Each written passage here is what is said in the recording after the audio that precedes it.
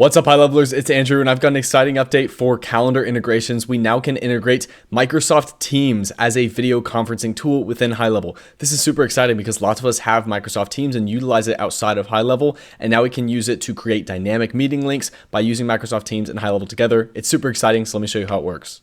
All right, to integrate your Teams account, we're going to be going to calendar settings right within any of our sub accounts. And then once you are here, go to the connection screen. All right, this is our revamped connection screen where we can see all of our different calendar configurations, like our connected calendars, our linked calendars, conflict calendars, as well as calendars for video conferencing, Google organic booking, and local service ads. We're going to be going to video conferencing because what we're going to be using Microsoft Teams for is for creating these dynamic video meeting links by using Microsoft Teams and HighLevel together. Once we go to video conferencing here, of course, make sure you are on yourself or staff if you're doing this for yourself. Then go ahead and click New under Video Conferencing. What we're going to do here is then click Microsoft Teams in order to use this as our video conferencing tool within HighLevel. Now, just a quick note, if you already have Outlook connected as your calendar, you do have to integrate Microsoft Teams separately since Microsoft Teams is a video conferencing platform and Outlook is just the calendar. You can use them together, so appointments booked through HighLevel that go to Microsoft Teams also will sync to your Outlook calendar, and you can also use Microsoft Teams without Outlook. But just note that if you're using both, you do have to integrate Outlook as a calendar and then Microsoft Teams as a video conferencing tool.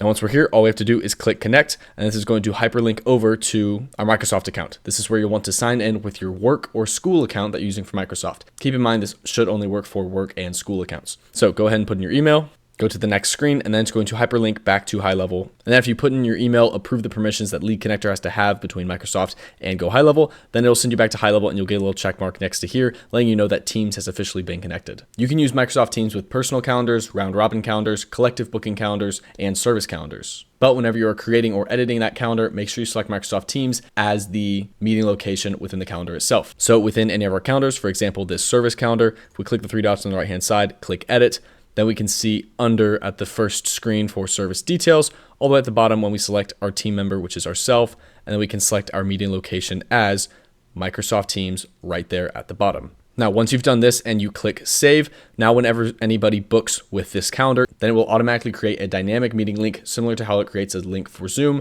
and it will attach that to the appointment itself. For example, here's that example service calendar. We're going to go ahead and book an appointment, go through, put in our details. And then once that meeting is scheduled, the customer will see the meeting link, just like we'll be able to see if we go back to our account, our calendars, and we see that appointment right there with that custom Teams meeting link right there. So this is a super exciting way to use Microsoft Teams with HighLevel in order to create meeting links, especially if you maybe don't like using Zoom and you prefer using Teams. So it's another option for us when it comes to video conferencing, and I'm personally super excited to use it within my own teams.